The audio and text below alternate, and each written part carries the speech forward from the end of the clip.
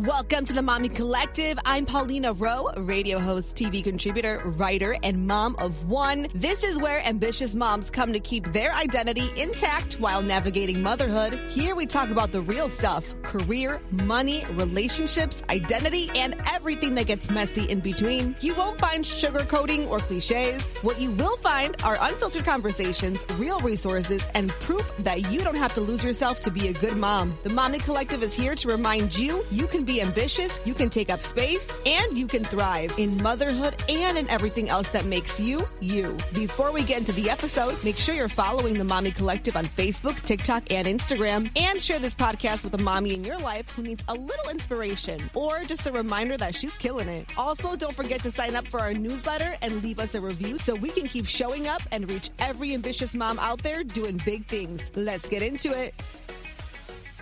All right, Mommy Collective, another episode, and we're back. And today I have a very special guest. Kate Danielson is joining me. How are you, Kate? I'm so good. Thanks for having me. Thank you for being here. So you and I actually met because it'll pass when this airs, but you had a gala here in Chicago, and we shared the info on that and the kind of everything just really behind what you do, which, by the way, for those who are new or just learning about it as well, because that's the first time I heard of it, but Foster Progress, we were celebrating, was it 10 years? Yeah, it's our 10th anniversary. 10th anniversary. So you came on our iHeartRadio show. We were able to talk about the organization, about you, all that you put into it, and then, of course, the gala. But today, I get to know Kate more. So I'm really excited. First and foremost, I think the work that you do is incredible, but I think on a deeper, human level, I think you truly are one of God's angels. I don't know if you're religious or I am. I'm spiritual, I'm all of it. But I just truly think that you're one of God's angels just from the conversation we had prior and getting to know you a little bit through that. So Kate, if you don't mind, can you give us a little bit of a background about yourself? So I am the founder of Foster Progress, and the mission of the organization is to help kids who have experienced foster care to become successful adults, especially by supporting their journey to and through college.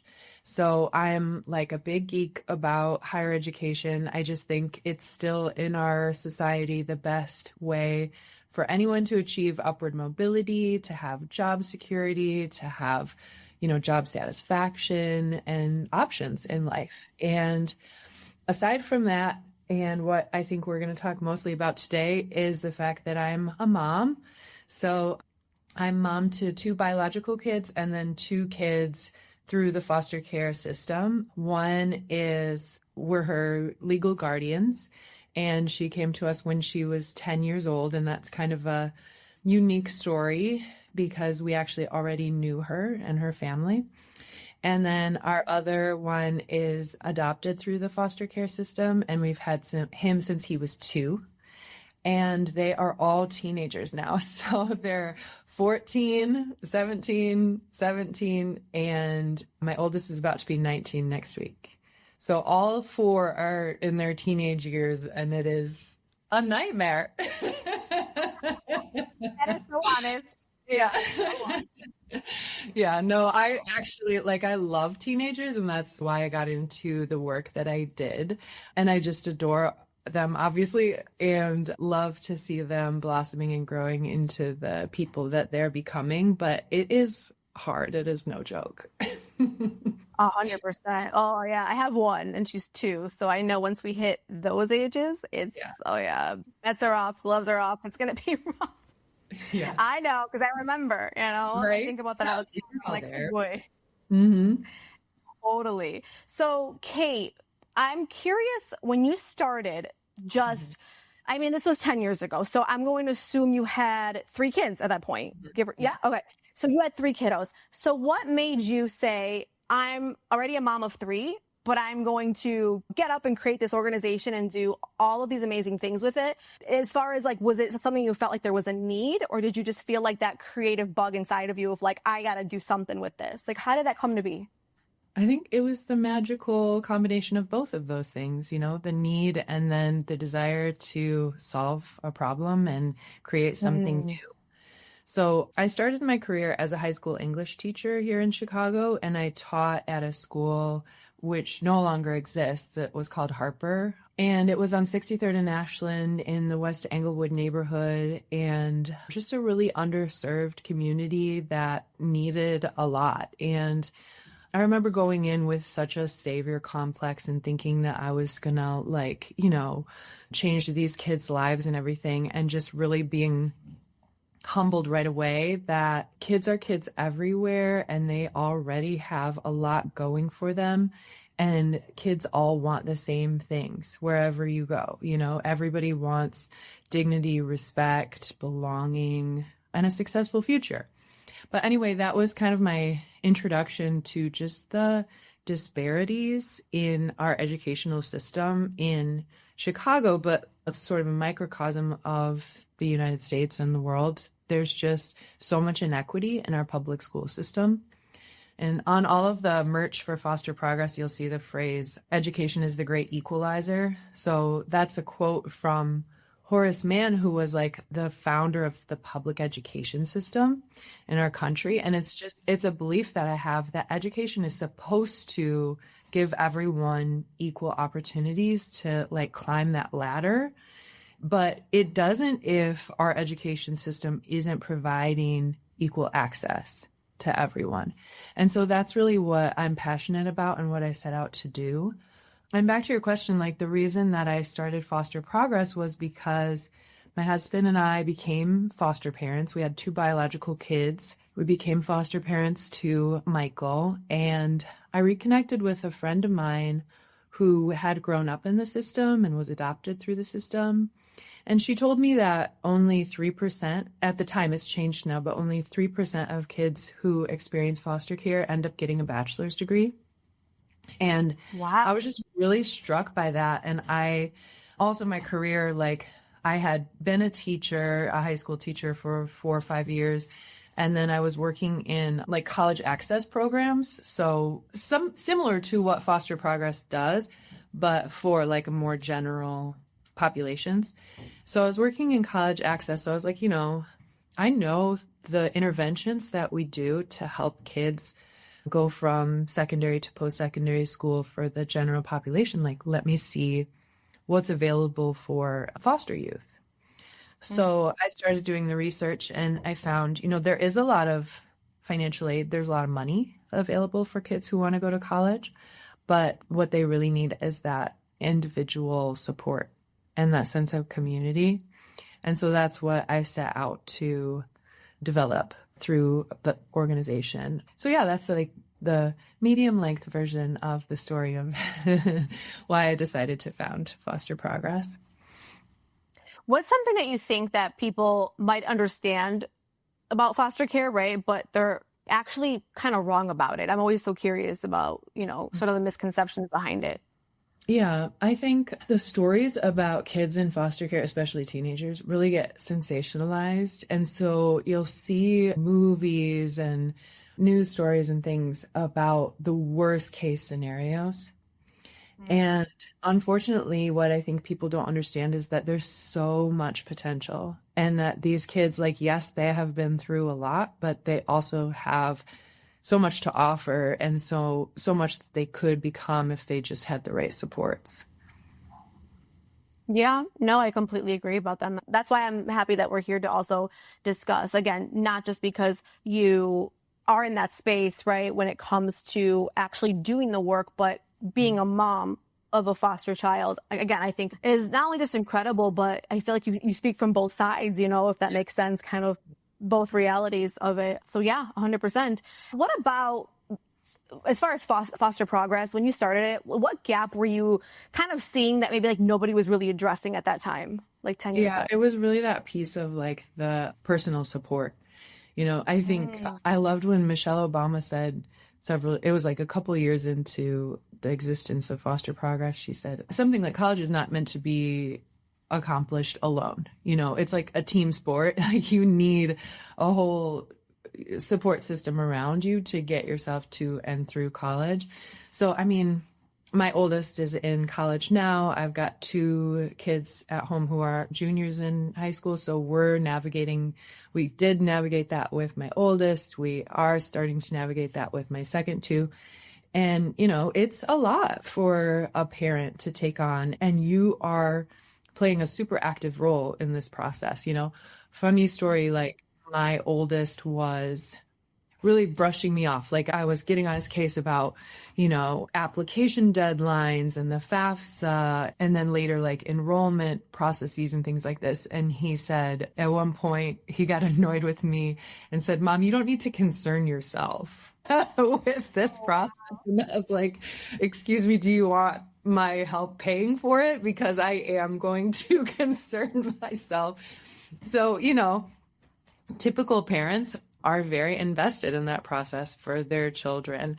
And in the foster care world, there's a lot of variety in terms of the caseworkers and the foster parents, how involved they are, how much they decide to take on of something like the college process.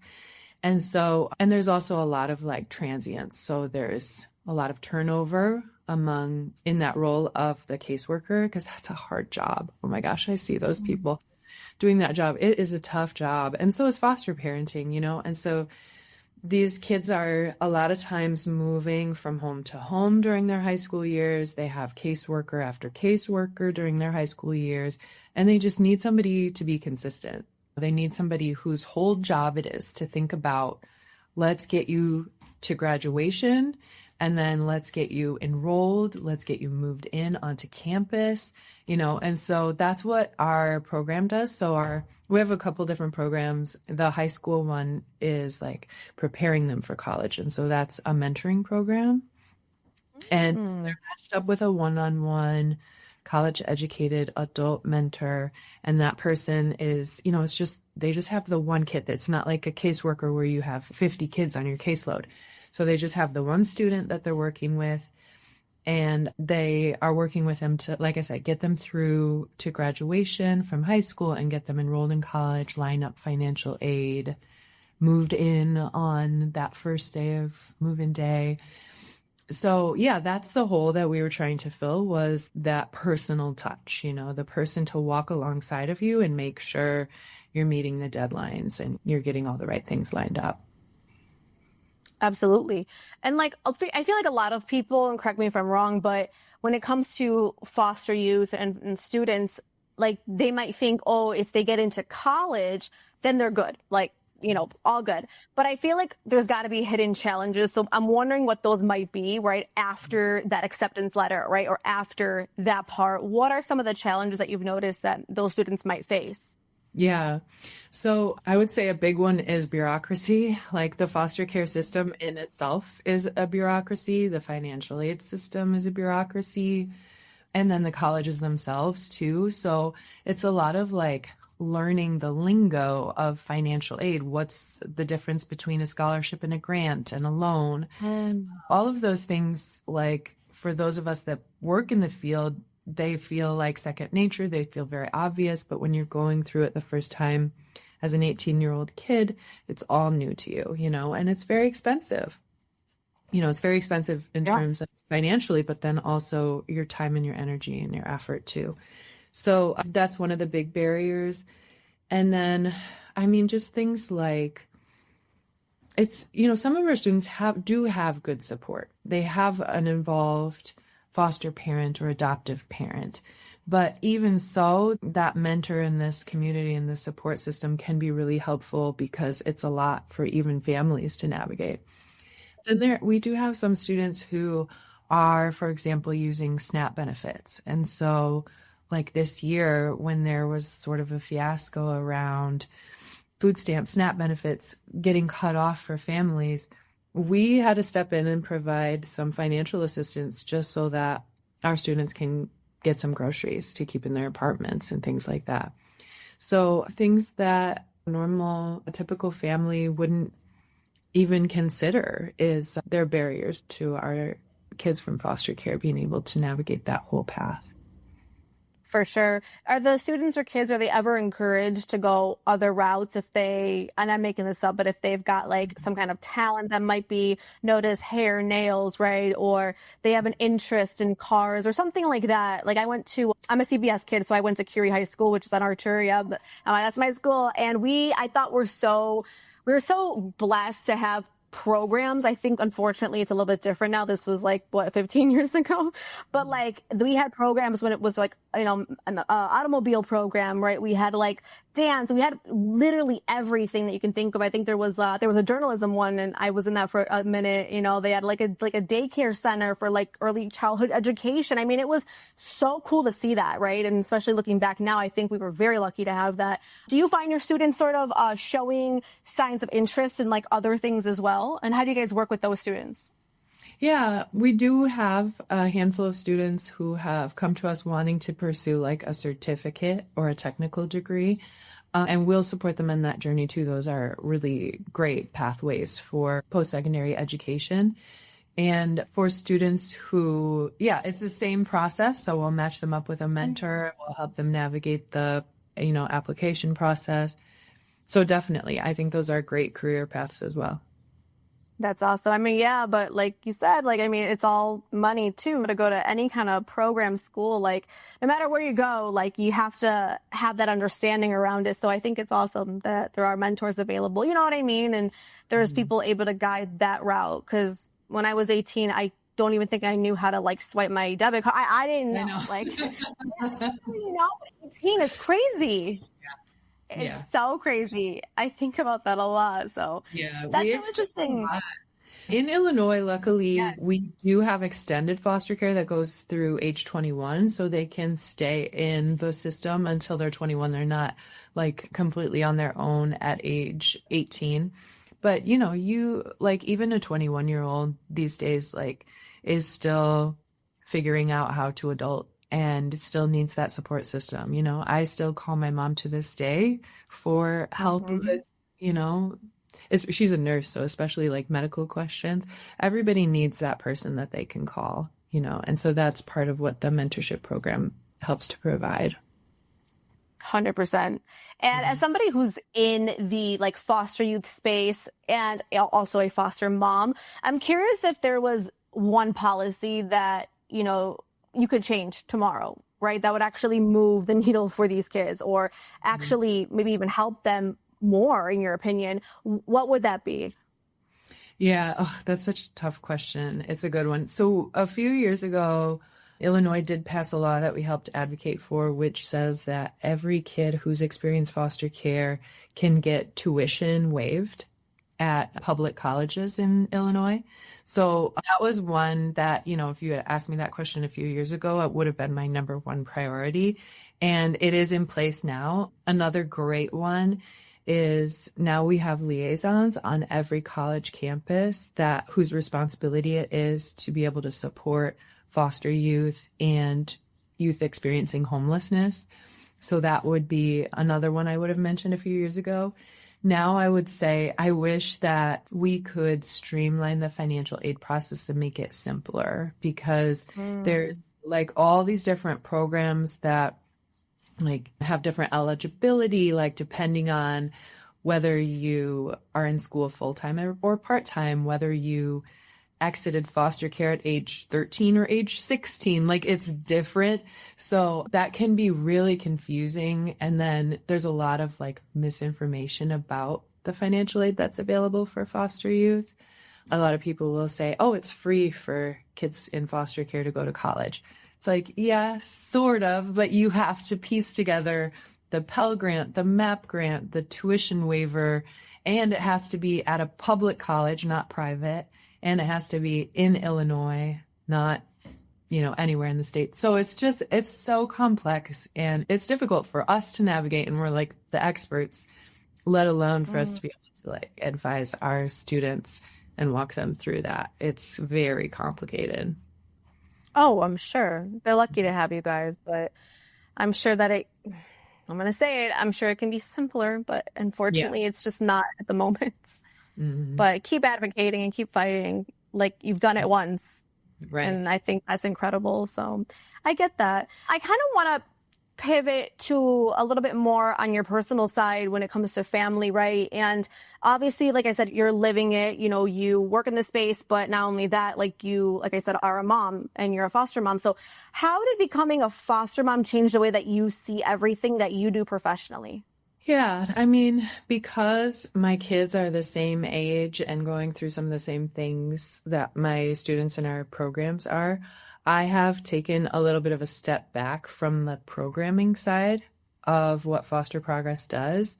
I have a staff of 4 people who oversee the 2 different programs. So 2 program managers and 2 program coordinators that are running things. And, I still attend events and communicate with my program staff like many times per week, but I'm not as wrapped up in the day-to-day needs of the individual students anymore.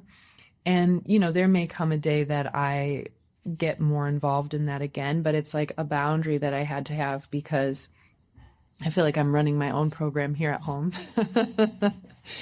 So yeah, that's one way that that things have changed with parenting.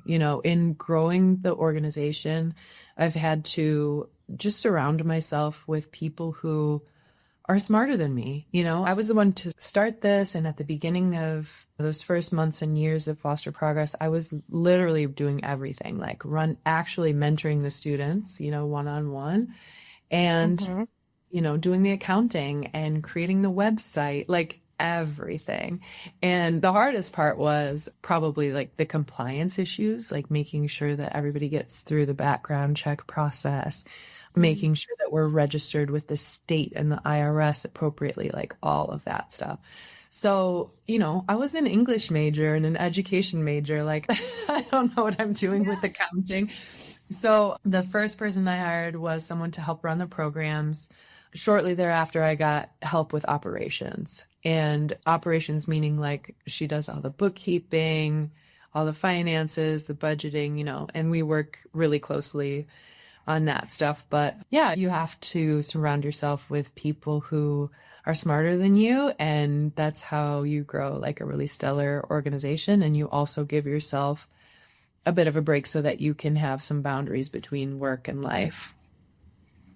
I completely agree with that. And I'm curious too, when it comes to like your own kids, right? And for those listening who may not know how to talk to their kids, right, about foster youth, how do you bring that up to your kids, right? And I guess it could depend maybe on their age. So, talking to a 6-year-old versus a 18-year-old is probably very different. But how do you bring up the topic, right, in your own home? Like when you were bringing in your 2 kids, I know you said one came in at an older age, right? And one came in at 2. So again, very different. But how do you have that conversation, right? And how can other moms do the same whether they're fostering, right? Or taking in, I know this happens a lot too, they're taking in like, a niece, a nephew, a cousin, you know what I mean? I know a lot of that happens within families, but I'm just very curious, kind of how can we navigate that conversation with our kids? Mm-hmm. Well, I just had the opportunity, which was so fun, to talk to my youngest audience ever when I got invited to speak to an elementary school. And it was a private school, very small. So it was kids from, I think the youngest kids that were there were 1st or 2nd grade and then up to 8th grade.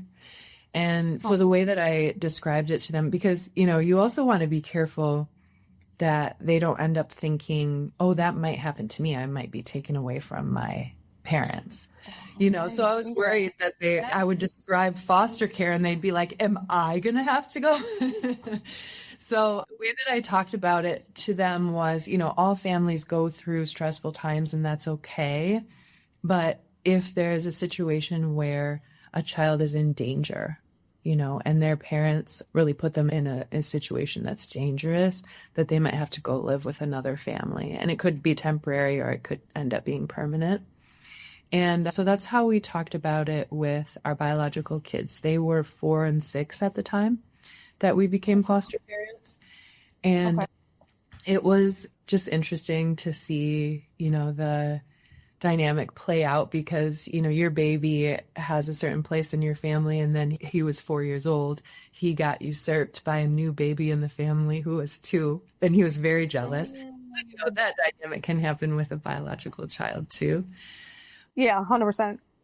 But, this is a separate issue, not what you asked, but it's just reminding me of how I will often have people really talk about how they would have liked to become a foster parent, or they're considering becoming a foster parent. And they think about what it might do to their biological kids. And I understand that. I think it's a valid consideration. And I will say, there have been times that it has been stressful or awkward for our biological kids. But now that my bio boys are older, I just think it has been overall such a positive influence on them. They have become more compassionate, loving people because of having been through the experience of being foster siblings. And I think that's ultimately what it would do for most people. So back to your question, how I talked about it with the kids in our family who were in foster care. When our daughter moved in with us, she is the same age as our son. And so she joined him at school. And my son had been going to that school since he was in kindergarten. And so all of a sudden for a new sister to show up was a little bit, of news, what do you mean you have a sister now? And so I asked her, she was 10. And so what would they have been in 4th or 5th grade, something like that? And so I asked her, how do you want to talk about this? How do you want Anders to introduce you at school? And she didn't want to go into the legal guardianship and what does that mean? So she said, let's tell people that I'm adopted. That was one of the options that I offered to her. So she just, she went to school and my son said, this is my sister. She's adopted. And that's just how we talked about it at the time. And when we're our mentors within the Foster Progress program too, being in foster care is a protected private information. And so we'll have our mentors ask the student, how would you like us to talk about our relationship out? If I were to introduce you, how would you like me to introduce you? And so that's kind of how I recommend talking about it with young people. How would you like to describe our family, our relationship? And then, I said, it's kind of nobody's business, And so because of the work that I do talk about our family and say, I'm a foster parent, adoptive parent, but I won't say who's who, right. Which ones are biological, which ones are adopted. And they all look my bio kids look a lot like me, but they all look like they could be, we all kind of have the same coloring and that kind of thing. They do have different racial makeup. They're both biracial, but they both look white. And so you wouldn't necessarily know unless you asked or someone told you. Yeah, well, thank you for sharing that first and foremost. I think that's such, again, an incredible story. And I think a lot of times people just don't know how to have certain conversations, right? Is it their fault? Not necessarily, right? They're just well, what do I say? Well, this and that. And I think I love the way that you navigated that conversation within your own family, right? And then took that right to school and so forth and so on. So again, for those listening who may not understand or just may not even know how to have that conversation with their kids, especially older kids, I think that's a great way. So thank you so much, Kate, for sharing that. I appreciate that very much.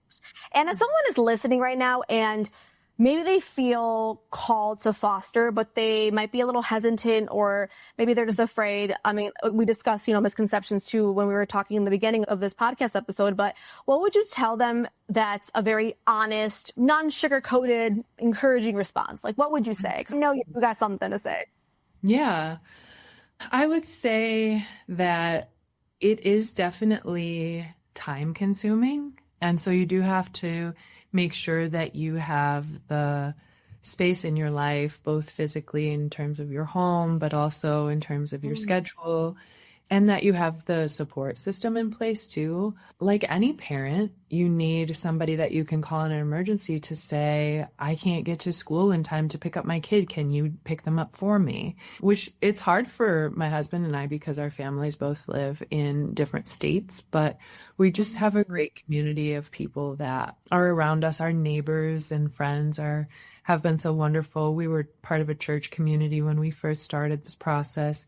So lots of support. And I would definitely recommend that for anyone that is considering becoming a foster parent. Just make sure that you have people in your life that can pick up the slack for you when it becomes overwhelming. I would say too that the initial concept and idea of opening your home to a child it feels like, wow, we're really doing something meaningful. But now that we're like 6 and 7 years into this journey with our kids, and for our younger son, even more years into it, it's like, it's just the day to day now. It's the everyday stuff. Same, it's very similar to parenting biological kids. You just have to have the time and the space and the energy to do those things every single day, to show up every single day for a young person in foster care. And I would say to be aware that you're not just bringing in a child to your home, but a whole slew of people that kind of comes along with them. So especially at first, you've got their caseworker, the licensing worker, their biological parent who may still have visitation with them, their therapist. Like there's a whole slew of adults that comes in with them. And even now, with the 2 that we have adopted and we're legal guardians for the other, we're still in touch with their biological family. And so it takes a lot of emotional maturity and patience and, just getting through some like really awkward dynamics to have a working relationship with biological family of this child that you have become the family for too. So yeah, sometimes it requires more emotional maturity than I can muster. And at those points in time, I tap my husband and say, you're up, your turn. Oh yeah, you got to lean on each other, I'm sure. Mm-hmm. Absolutely. Yeah. Oh, well, Kate, this was fun. And I'm so glad that you came on and that we were able to know, more about your story and obviously about your family. So thank you for sharing that. Truly, I do appreciate it. Where can we follow you on social media if we also want to get more information about foster progress or even get involved? How can we do that? Yeah.